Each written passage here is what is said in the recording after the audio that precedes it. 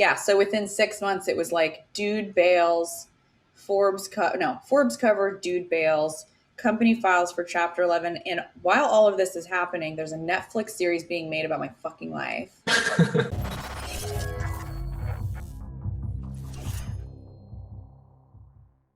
What's up, everyone? This is Justin Kahn. Welcome to my podcast, The Quest, where I dive into the ups and downs of trailblazers around me to help you figure out life and get to where you want to be. As always, you know what to do. Smash subscribe and ring that bell for new, unfiltered conversations dropping every Tuesday. Today, I'm talking to my friend Sophia Amoruso. She bootstrapped an eBay store to millions of dollars in revenue, found a nasty gal, and got on the cover of Forbes. And then, boom. Her company went bankrupt. Do you want to know what it's like to go from the top of the world to literally losing everything you have? Sophia explains behind the scenes of what that's like and more.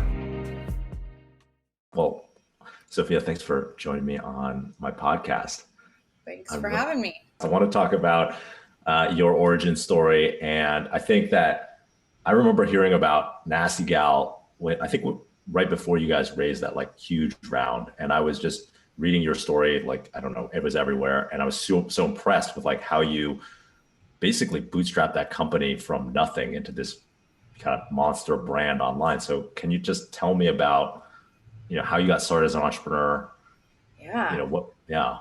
Oh man, it's such a long story. So 22 years old,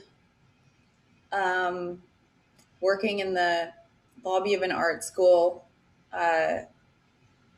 what's it called? It's not SFAI, Academy of Art. Academy of Art. That's the one that's like the real estate. They like own all the real estate in that. They own more real estate than the Catholic Church in San Francisco, like just second to the Catholic Church. And apparently the Catholic Church is number one. They have like sports teams and like dorms. It's an art school. You don't need a portfolio to get into. So I think it's just like a very kind of like capitalist business.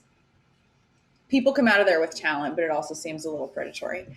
I worked in the lobby checking student IDs and had some time to kill. And there was a way to access the internet where if you like clicked on the browser like really, really fast, it would like get past the firewall. I don't know who figured that out or what. My boyfriend at the time worked up in a room called the phone room.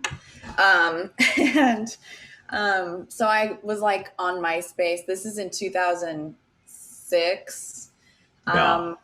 Was on MySpace getting friend requests from from eBay sellers before I was I didn't even buy stuff on eBay, but I wore vintage clothing pretty much exclusively, knew where to find it. And these eBay sellers were messaging me or adding me as a friend and kind of like promoting their businesses. And I checked out how much they were selling this stuff for. And vintage is this kind of magical thing where it's kind of worth nothing, or it's worth something if you like imbue it with, style and culture and context and put it on a cute girl. And unless it's like designer, and then it's like, okay, well, the real, this is the going rate for a used Chanel bag, whatever. I didn't really sell a ton of designer stuff. So I saw how much they were selling this shit for, and this is at auction. So the customers are determining the price. So it's really just like the best lesson in perceived value to buy something for $8, and which I did with a Chanel jacket, and it sold at auction for over $1,000. And so it was just like, wow, when it's only you doing that business and there's no overhead other than, for me, it was $500 a month rent in my step aunt's backyard with a hot plate in Pleasant Hill, California. That's a pretty profitable business. And so I did the eBay thing for like a year and a half and realized, holy shit, I'm building a brand on eBay, which is totally weird because, there's eBay sellers and they have their eBay accounts and their eBay names, and some of them have like a logo, but it really felt like I was building a lot more than that, but I was building it on someone else's platform. And I'm just, I'm an only child, and I like ended up breaking some of the rules. Like I got kicked off of eBay for like promoting my website. You can't send traffic off of eBay. Yeah. eBay is like the worst platform. Like and they like own your customers. You don't own your customers. And then at the bottom, you put all this effort into like shooting the product and measuring it and weighing it and like put it up for auction. And then at the bottom of your listing page, it's like other sellers you might like. And it's like, why am I driving people from my MySpace page to this website where like I'm giving other people, at a certain point, I felt like I was giving eBay more than it was giving me. So I left and Yeah. launched nastygalvintage.com, and it sold out overnight. And I was like, oh my gosh, holy shit. How do I keep up with vintage? You're It's photographing one thing. You can't like take a picture, put it on the website, and sell 50 of them, right? Like that is in a lot of ways more efficient. The margin's yeah. lower, but you take a photo, do all this work just to sell one thing. So eventually started curating stuff, went to trade shows, carried some newer brands like young, up and coming designers. And that's kind of what scaled it. So it really started with this obsessed kind of community all over the world. It always shipped internationally, who were stoked on vintage. And then that kind of credibility, I think, and I guess hype, I was able to segue into new products. And that's what really scaled the business. And so, so yeah, people were following you as like a tastemaker of like no, no, no, selecting all no. these. There was no Sophia. There was no Okay. me. But they were Like this following was just, your MySpace. yeah, they followed Nasty Gal Vintage, Yeah. right? In the same way they'd follow like a magazine they liked or whatever. Like I was not, it was like, thanks for shopping. We hope you love your gift. Like I was never in front of it Yeah. until way later. This is a long story, but yeah, bootstrapped it from like, I don't know, I had a few $100 in my bank account, an 87 Volvo, to $28 million in revenue, no debt, no investors, no rich parents, no friends and family around, none of that. Super profitable. I didn't know how everybody in the Bay Area paid their rent. And then venture capitalists came calling, and I was like, oh, that's what these people, that's what it was before Google entered San Francisco, before there were Google buses. Like all of that was still kind of in the South Bay. And Index Ventures called, Lightspeed called, Jeff Jordan came down and visited. And I only met like a few folks and was like, wait, like I can sell 20% of my business and control it and own it. And that sounds like a kind of a sweet deal. Like there was no real, it seemed like there was no real risk. And so in 2012, Index invested 50 million on a 350 post when we were doing a run rate of 28 million. Yeah. So that multiple was just, I think it was kind of an early nail in the coffin of like a valuation that to go from 28 million in revenue to the next round, hopefully being worth $1 billion. And the first money in was out of a growth fund. It's just like a hot, like a tall order. And I don't think I really knew what I was signing up for. But it was a blast. How And had you we, been running? Sorry, go ahead. yeah, we put our finger in the air and said, oh, well, we went from 1.1 to 6.5 to 28. We should be at 100 next year, right? And this was just literally, actually, it was 128. We rounded up by $100 million in a board meeting, in like, our first board meeting. And that was the goal for the next year. And we hired over 100 people. And eventually we reached over 100 million in revenue, but we had to blow a lot of money to get there. And it took more than a year, which means we had hired into a business that was much larger than the one we wound up with a year later. And the rest of it's like it's like a very murky story. Um, but yeah, bootstrapped to 28, raised a bunch of money at a really high valuation, and now I'm bootstrapping again. And I'm sure we'll get into whatever I'm doing now, but um, I'm a fan of bootstrapping, I think. I want to get into that and talk about I think a lot of my audience is like interested in bootstrapping versus the VC path or like kind of the traditional startup path. How were you operating the business when you were bootstrapping? And, like it's pretty impressive to be able to grow from 1.6 to 6 million to 28 million. That's like in 2 years, over Yeah, 20x. I And how didn't do you, know how yeah, hard it was, and I didn't know it was going to come until it came. And I was just driving to LA to like buy kind of cash and carry, like clothing to sell. I was able to replenish pretty quickly. So when stuff sold out. Instead of buying five or six, two smalls, two mediums, and two larges, I would go buy 30. And then it was like, oh shit, I sold 30. And then I'd drive down to LA and, or reorder that and have it shipped up. And it was all very like kind of immediate.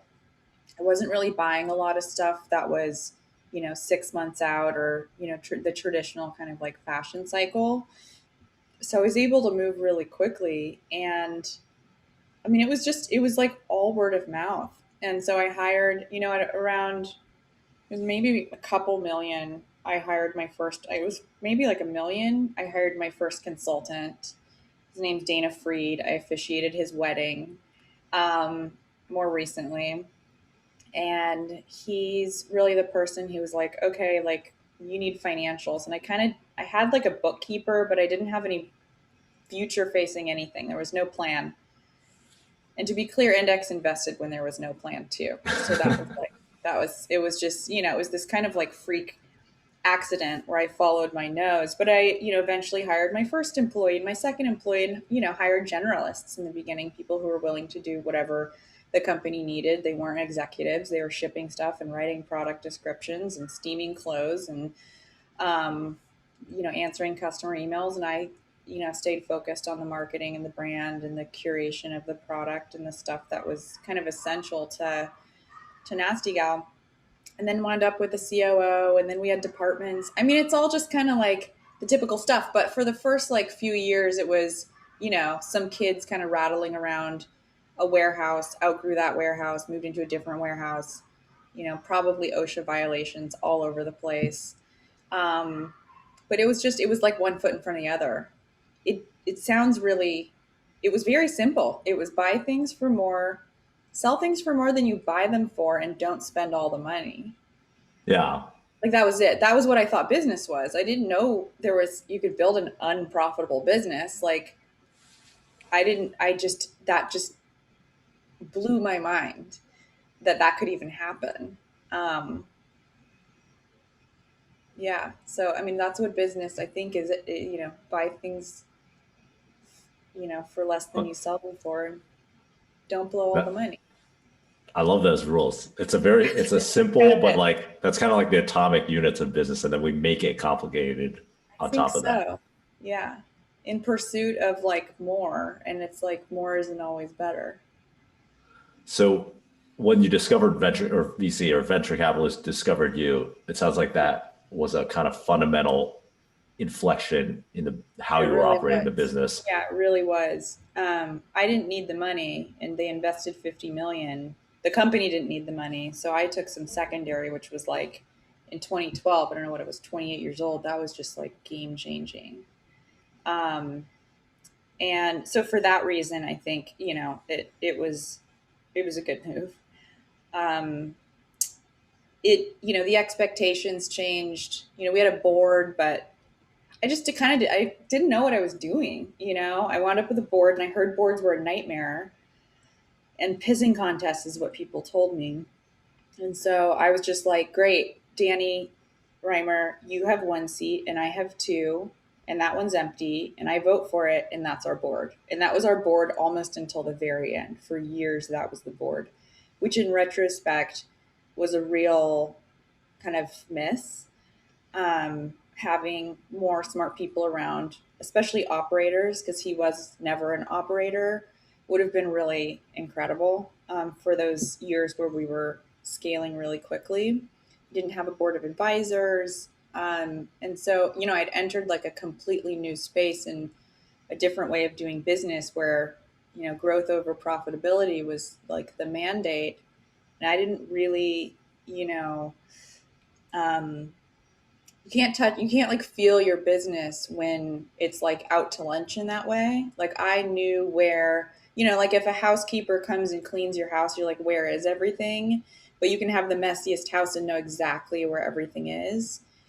And that was what it felt like when I was bootstrapping. And then it feels like it just got kind of like out of reach. And, because I never had to learn the like financials, just basic business financials, because there was like, I was just printing money. It got so complex so quickly that reading a financial statement was like the first time I was really trying to learn them. It was just this like much larger, more complex business. And it just felt like it became like a whole nother language. And I hired executives, COO, CFO, CTO, chief people officer. And I trusted them, and they were great people, but I had never had a manager, like a leader. I'd never worked in an office. Literally the only office I've ever worked in, my name has been on the lease of. And I didn't understand that people needed to be held accountable because I just held myself accountable. And I was like, these people have more experience in their career than I've been alive, the time I've been alive.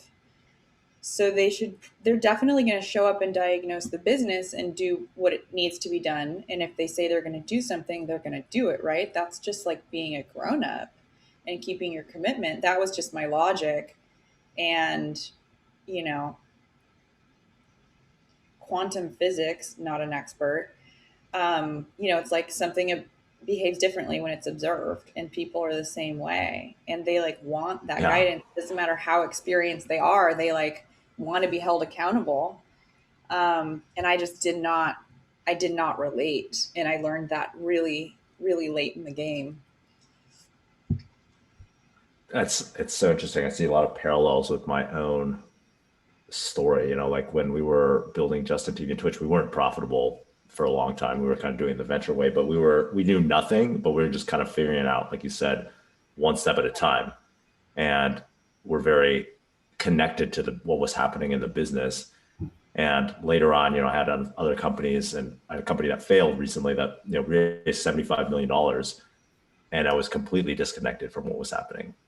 Yeah. And, sometimes like more resources and more pressure in a certain direction, like disconnects you from like being intuitive about the business. Yeah, absolutely. I felt like my gut, like I just gave up on trusting my gut. I was like, there was just a point where like my gut was no longer involved in the business because the mechanics of it were just not totally unintuitive and like unnatural. I'm curious how you felt about that, because I'm sure there were like a lot of mixed feelings with, on one hand, you're like a Silicon Valley darling now. And like, people are like, wow, this is going to be the next, whatever, biggest, next unicorn. Yeah. And that probably felt good. But then there's probably some sort of, I assume, like cognitive dissonance about, how you were feeling about the business. It was like, who are these people? They would never have paid attention to me had I not achieved something that's like within this paradigm of what they consider success. So as much as I like you guys, like you're only paying attention to me because I like started an eBay store. Like, it's like, how does that merit your attention? I was always kind of like conflicted by the attention that I got because I felt like it was like reductive in some way. Because I'm so much more than that. It was certainly bewildering. It was like, I just all of a sudden I'm supposed to speak to hundreds of employees, and like, I'm like a total introvert. And again, had no example of leadership, didn't know what people needed to hear. Like, it's just culturally, no idea what culture meant, how to build good culture, hired, hundreds of people with we had a thing on the wall that said like, no assholes or whatever, but like exemplifying that, driving it through the organization, all of the leadership kind of operating, the same way and not having silos, and a different team having one culture. And then depending on who your manager is, like you're fucking miserable.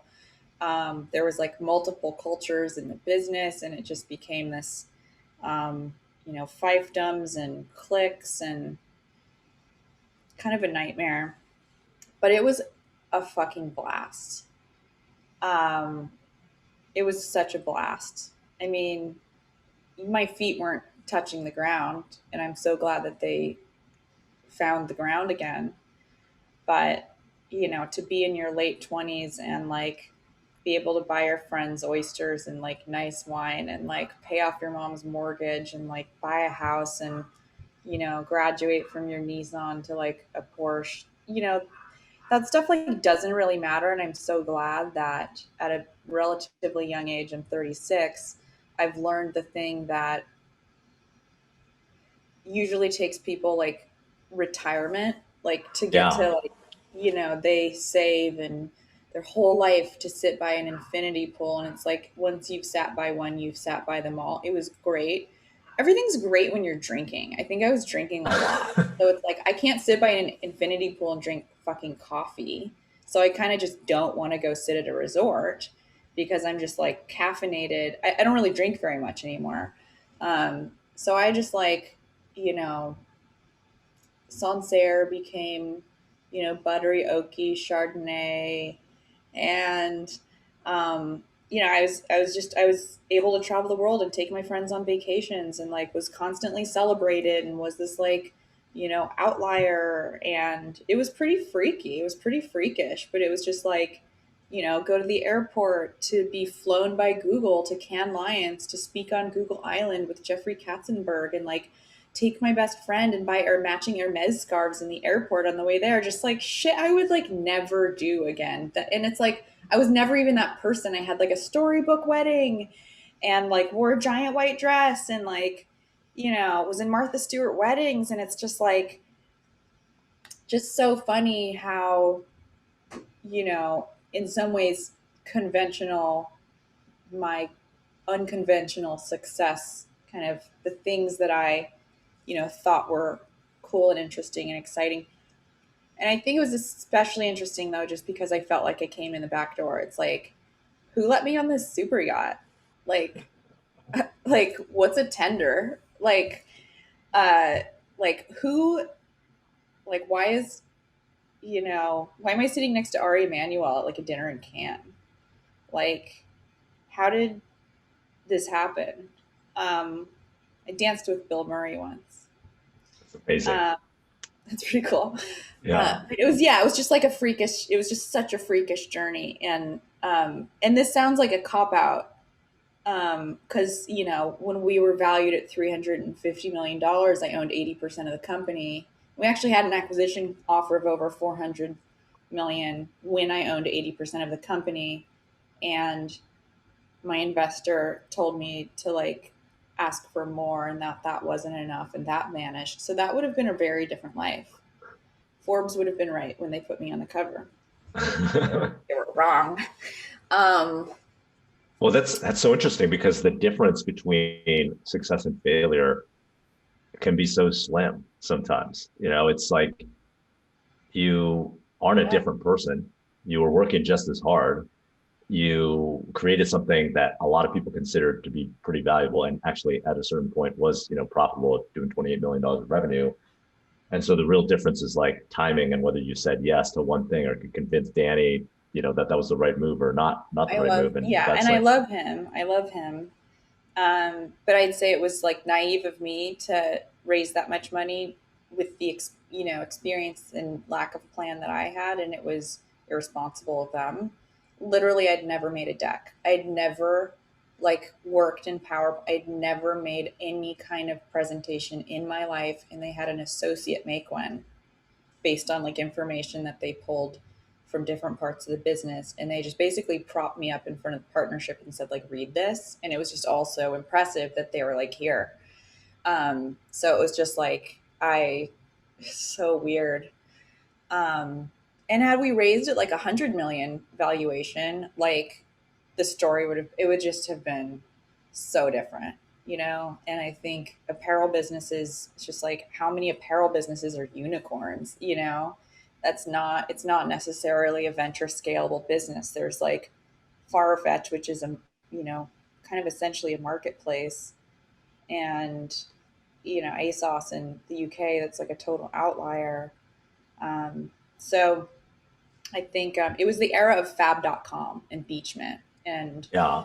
um, what is it, One King's Lane, and um, just it was early. It was like not early Amazon early, but it was like in terms of founders I could look to and like the online retail space. It was like Tony Hsieh and Natalie Massenet from Net-a-Porter. Like there weren't really direct to consumer brands in the way that there are today.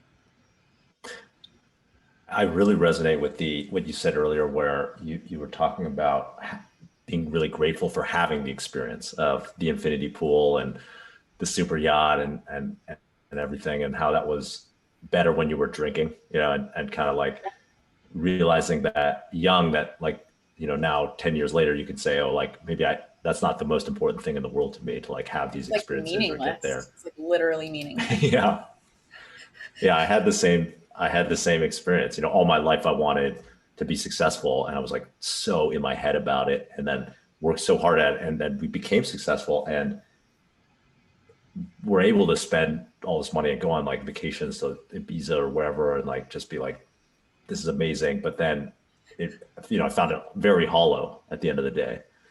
Yeah, And I was very grateful for that experience, even though I didn't find it to be satisfying, because it kind of put me on the path to like really ask myself, wait, what's important? Like, this is not, yeah, maybe it's yeah, not everything you think and like you thought, in terms of, achieving some sort of additional material success. totally. And it sounds like you kind of did that on your own. It really took the like fall of Nasty Gal for me to be like, oh shit, like that, like to get that perspective. And had I, made hundreds of millions of dollars or whatever, like I just wonder if I ever would have figured that out. Yeah, I get that. Sometimes it can be a blessing to, the things I you go kind of through. think it was. I'm good. Like I'm fine. You know. So can you tell me about the fallout of Nasty Gal? Because it was like you were on the cover of Forbes, and then 6 months later, Yeah, I it know. sounds like. So yeah, this is like from mid 20, yeah. Got married in 2015. Dude bails 8 months later, mid 2016, a month after I'm on the cover of Forbes, one of America's richest self-made women. On paper, we didn't confirm numbers, but I was like, sure. And then 6 months later, we file for Chapter 11 after, acquisition offers and, private equity guys coming in, like, possibly doing, selling the company for $200 million or something that would have still been really impressive, but it wasn't enough. And so ultimately, because of the valuation on our heads, and there's all kinds of other reasons, I could have done such a better job, but we kind of got starved out. Financially because we were just unable to raise because we got The cock watermark blocked. was too high. We just got like cock blocked from like um, in lower valuations and people who would have come in and given us like a retail multiple but not a venture multiple. Um, No. so that that I think that was a big part of it.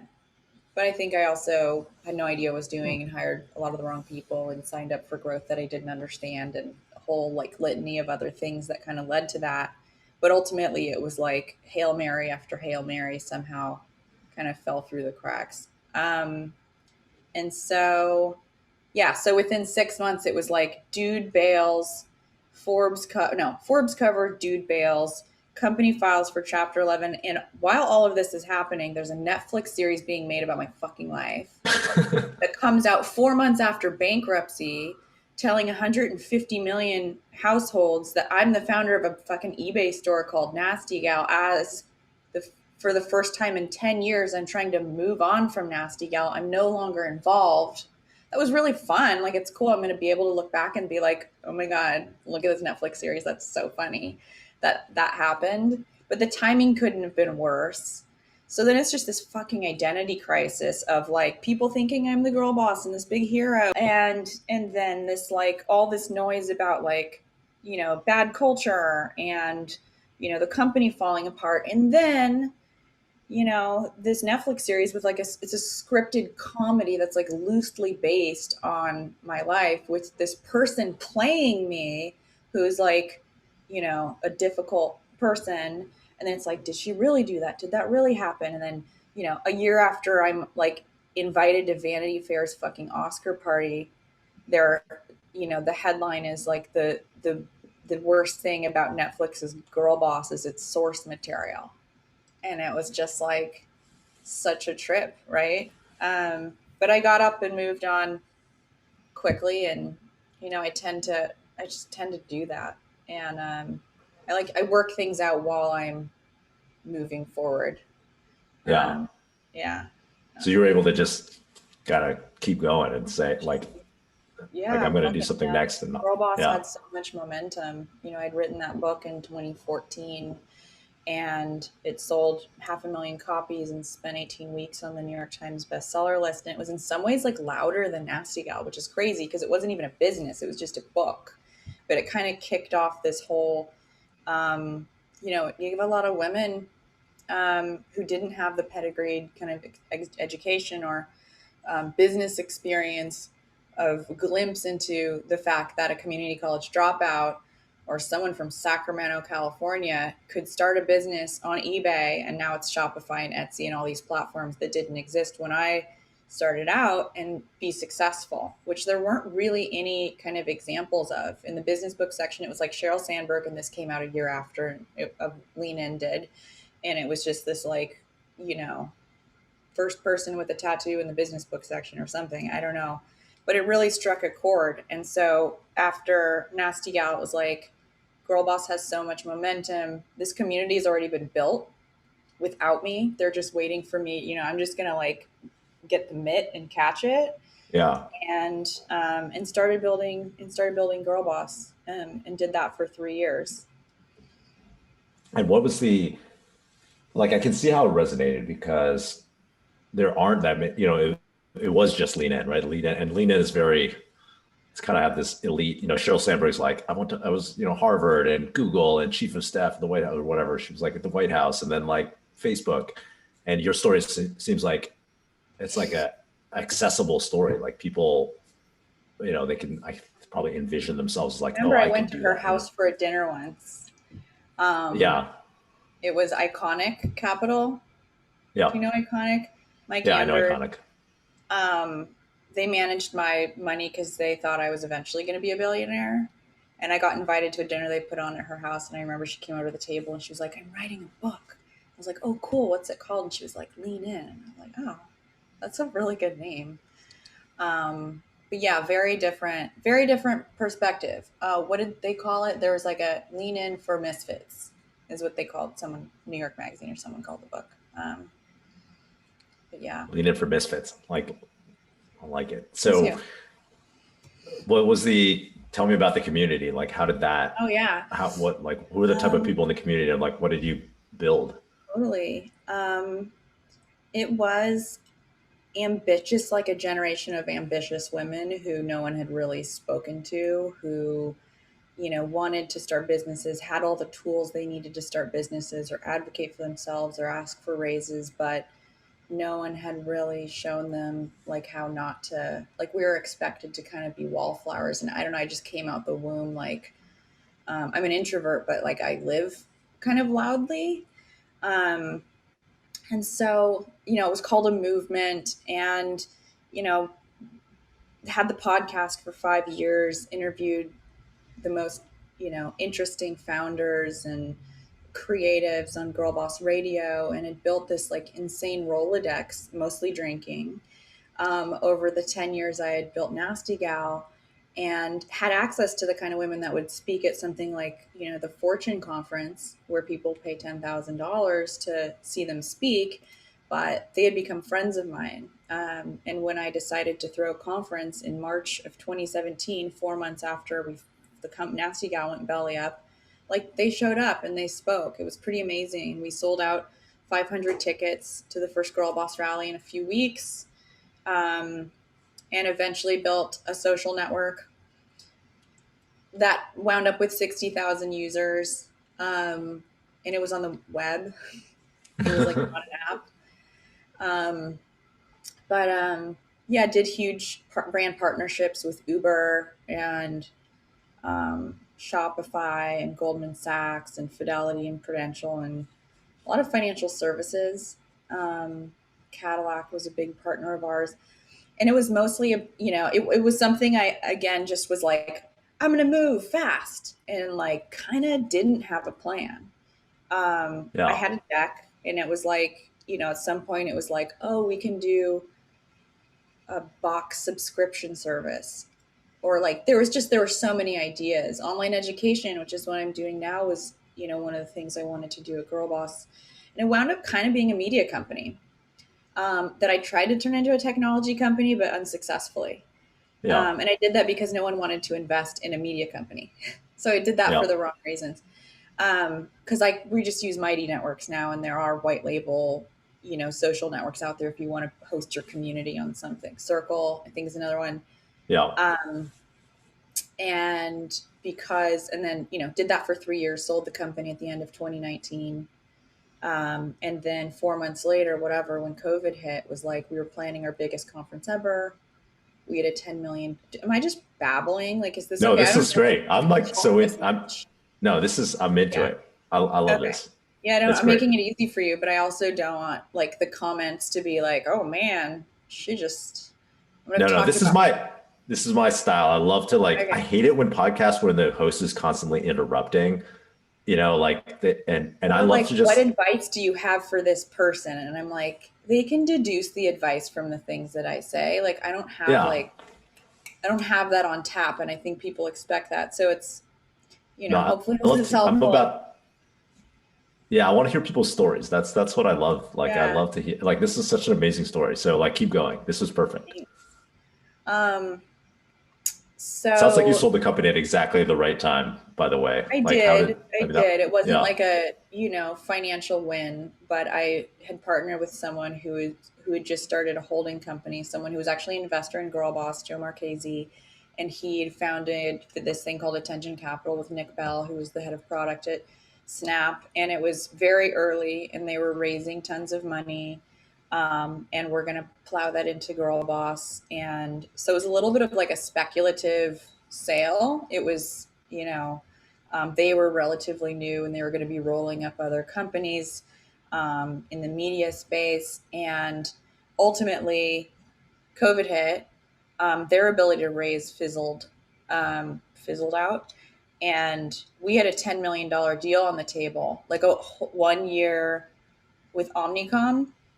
So like each yeah, of which is like an ad agency or something, and they have like all the budgets of big brands, and so we would have been the exclusive instead of us working with different auto brands, like their auto brand would have been the exclusive partner of GirlBoss for that year. Their financial services brand, like their, CPG brand, whatever those are, would be like, okay, at the GirlBoss rally or on GirlBoss radio, like this is year long exclusive, like that's our deal. It was a $10 million deal, and the deal had been blessed by attorneys, negotiated. We had signed it. It was on the CFO's desk for counter signature, and COVID happened. I don't know why everything has to happen in fucking biblical proportions in my life, but it does. And so, because we couldn't do events, and because advertisers were like, "Oh fuck, what do we do?" We're not spending money right now. yeah, Our opportunity to drive revenue for the business kind of vanished. The podcast wasn't like a cash cow. um, and we got the PPP loan and ultimately scaled the team down to 5 people, not including myself, because like they don't really need me to run a 5-person team, and I'm not here to be like a symbolic leader, and I already founded the business. I wasn't going to try to like start it over just selfishly. Like I wasn't going to like refound the business. So I moved on mid last year and started business class. Did you start immediately? I'm wondering if like you ever took time Yeah. Yeah. where you No. just stopped Mm-mm. and like, no, No. you're We took a that's month in Kauai in November after I launched business class, which is my online entrepreneurship course. And so that kicked off. You can only enroll for like a week in the spring and a week in the fall, which means that I'm not on sale all the time. It's not like masterclass.com where we're running ads all year round and there's new people and customer service. It's like a cohort of people. They go through the program. and they get lifetime access, but that allows me to have a little bit of a lifestyle where I'm giving them a ton of attention for the 10 weeks that we're guiding them through business class. It's a really comprehensive course. And after that, they have lifetime access and access to a community.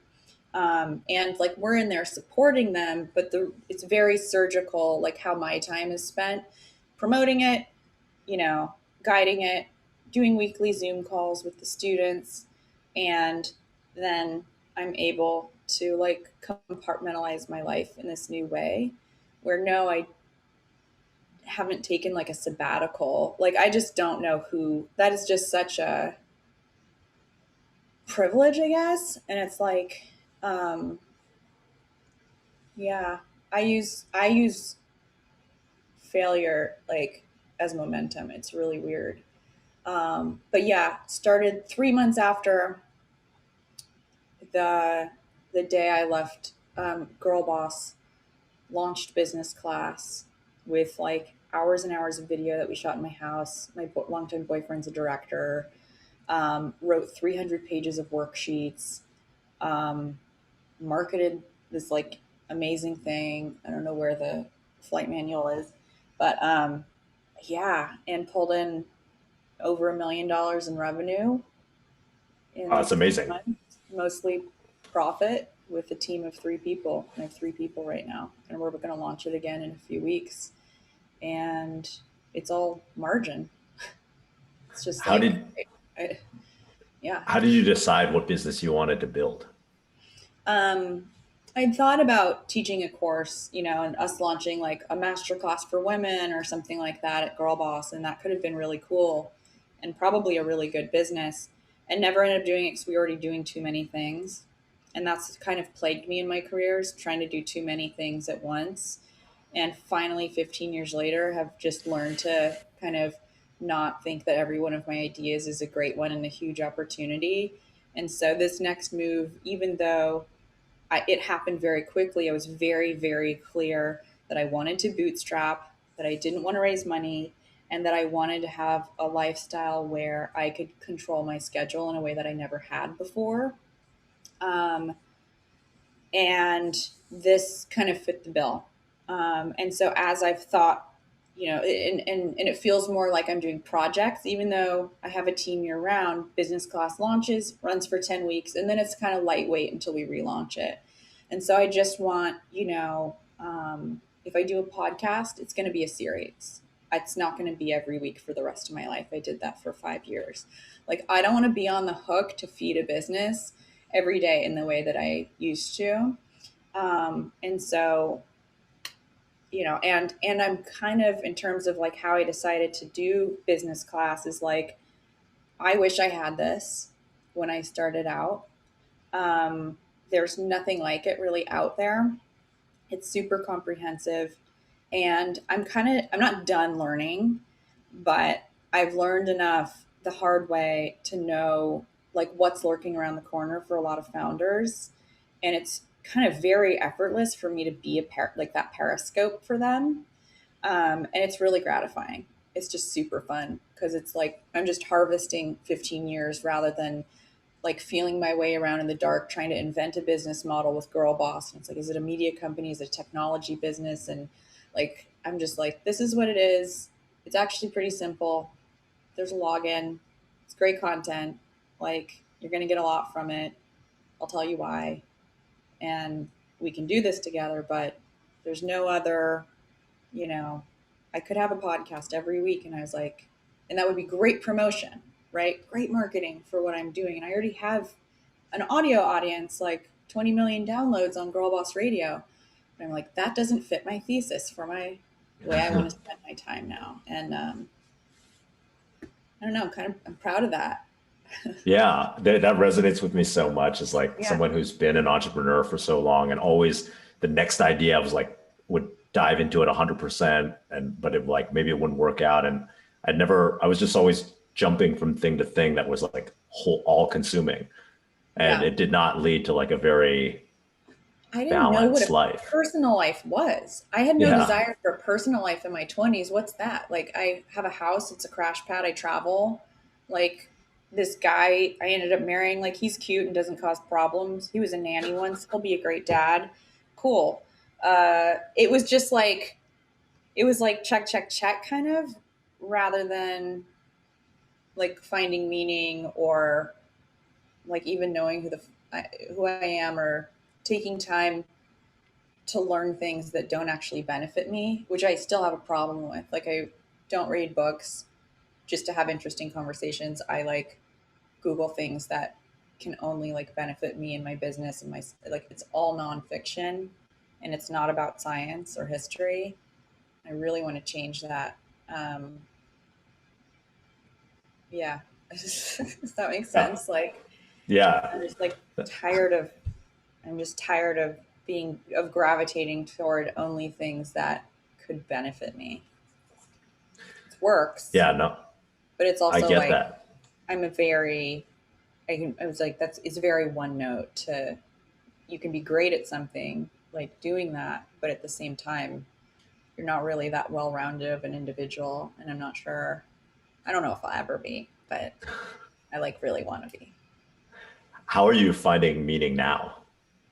Oh, I find a lot of meaning in what I'm doing with business class. I mean, like hearing these stories of like someone taking business class, launching their business, selling out, businesses growing by X, 100% after taking the course, or like, you know, it's like, it's amazing. And to go from, giving people confidence with clothes at Nasty Gal to bringing them inspiration at Girl Boss. Now it's like, I'm bringing you like what you need to actually have like tangible results. And that's kind of all I care about. It's awesome if you get clarity. It's cool if you get some knowledge, but like, I want the outcome of people who take business class to be like, I built something, I made more money, I made progress in my life, like really measurable progress. And so that's like really awesome. And then, but that's still work. Meaning, I'm like super domestic. And so when I do it, cooking food is meditation, right? Um, walking my dogs is like meditation. Sitting in the sun with a coffee and leaving my phone inside is like a radical moment in my day. That's meaningful. Strangely, it's, we're in this world where it doesn't really take much to feel like we're doing something for ourselves. Um, Yeah. and so it's very simple things. A hummingbird like coming up to me and just like hovering for like a minute is super meaningful. So it's stuff like that. I love that. Just finding those small moments to be present in your Yeah, I life. just find like, those moments where you look around and you're like, life is trippy. Like, where'd this animal come from? It's that kind of stuff where it's like very simple and kind of like ditzy, but it's also like really profound, I guess. No, it totally resonates with me. When I stopped chasing like external things as nearly as much as I was like, oh, it's not about it, getting this fancy car, vacation. The day to day moments became a lot sweeter. The just being present and seeing that hummingbird. I have a lot of hummingbirds around my house actually, Do or deer you? or whatever. Yeah, that's been something that's really changed for me. I never understood what people meant when they were saying like be present or whatever. I was someone who's like always looking at his phone or Yeah. always worried about what the next thing was. It's so hard. It's No, so hard. But I've watched you on Twitter talk about like the 5 minute journal and like, yeah, I've kind of seen glimpses of you go down that path, and it's it works. It's also so easy to beat myself up for not being that like well-rounded person and waking up and meditating every day or taking an ice bath or whatever the fuck these people on Clubhouse are talking about, where they're like habits, highly successful people or highly whatever productive yeah, people. Like I'm pretty productive, but I like woke up and made a coffee and poured it on an empty stomach with like Prozac, and I've drank more coffee than water today, and like somehow and I like to remind people, who hear these like, hardcore like, beasts talk about like their morning routine, and I spend one of them in one of these Clubhouse rooms was like, I take a shower with my wife in the dark and we process our relationship. And it was like, oh my God, are you serious? You can't be serious. So for the people listening or watching or whatever, it's just like, there's, we don't have like a secret lifestyle that like has made us, success, like a morning, it's like everybody has a different kind of, some of us are playing classical music and some of us are like, I'm very much like improv, I, um, I, which means I have yeah, no discipline. that resonates with me. I always felt like it was very intimidating to do some of the things people talk about. They're like, oh, I meditate for an hour and I'm doing, I'm eating this like special diet, only Yeah. raw foods or whatever. And for me, what helped was just setting the bar super low, saying like, oh, I'm going to meditate for 2 minutes a day. Like if I just do 2 minutes a day, then I'm good. Like I'm going to Yeah. try to start there. And I exercised for 20 minutes yesterday and I'm so proud of myself, right there yeah, on that yoga mat next to the dog bed. Um, yeah, it's just start, it's just giving yourself some grace and like, you know, slack yeah, uh, is important because it's really easy to beat yourself up over not like doing all the well-rounded things that younger millennials have like figured out somehow. I'm like still a baby boomer. I, Um, I, I think that's so important. It's like the ability to just first, before anything else or before you need to change, accept yourself as you are. Like it's yeah, hard to do some of this, I don't know. Sometimes I'm like beat myself up over having like a bad day or a bad meditation or bad, exercise or whatever. And it's like, oh, that's just part of the human experience. It's like not I know. everything's going to go perfectly. Yeah, it's not. That's for sure. That's pretty much all the questions I had. I'd love to. Oh, we were supposed to bring in our audience member. Okay, Let's see if we. bring it. Great. Thank you, Justin. Hi, Sophia. Thank you so much for being here. It's so great to hear you talk about your experiences and be so open about your challenges and successes. But my first question really is, knowing what you know now, you've started multiple companies. If you were to go back to your early days as a young 22-year-old entrepreneur, what advice would you give yourself or to others on a similar journey? Yeah, I would say have a plan. I mean, that's the main thing. As cute and serendipitous as my story is, like, ooh, I started an eBay store and I stumbled into a business and I figured it out. It's like, and that's really what I'm focused on in business class is like, you need to have a plan. You can modify the plan, but if you start out without knowing how to read a profit and loss, or how to protect your business legally, or what things could look like when you scale, or even like the basics of leadership, you're going to end up with like such a mess. And so I'd say like, it's there, everyone can be an accidental entrepreneur, but as soon as you decide that you are one, you need to have a plan. Second question is, so you started GirlBoss to connect young, ambitious women, and now you're doing business class to mentor others. I was just wondering if you, during your different companies, if you've had a mentor and how you found or selected that person, or if you didn't, maybe is there somebody whose career you idolized or looked up to? Yeah. Um, Early in my career, I did have a consultant who was a mentor. For several years, and that was really while I was bootstrapping. After I raised money, I didn't really have a lot of input. Um, and anybody who did give me input was working for me, invested in my company, so their interests weren't necessarily aligned with mine. And since then, especially with GirlBoss, I have really tapped kind of a network. So it's a little bit more distributed than a mentor, but I am, and I don't do this as much, which means I'm probably got my shit together, but I'm like kind of notorious for just like texting without being like, hi, how are you? With just like questions of like, what do you think about this mock up? Here's a Figma file, or like, is this a fireable offense? Just stuff that like I should have the internal locus to probably answer for myself. And so I'm like a kind of advice vampire. But I have gotten a lot better at that. But I'd say like when you're trying to figure something out, just like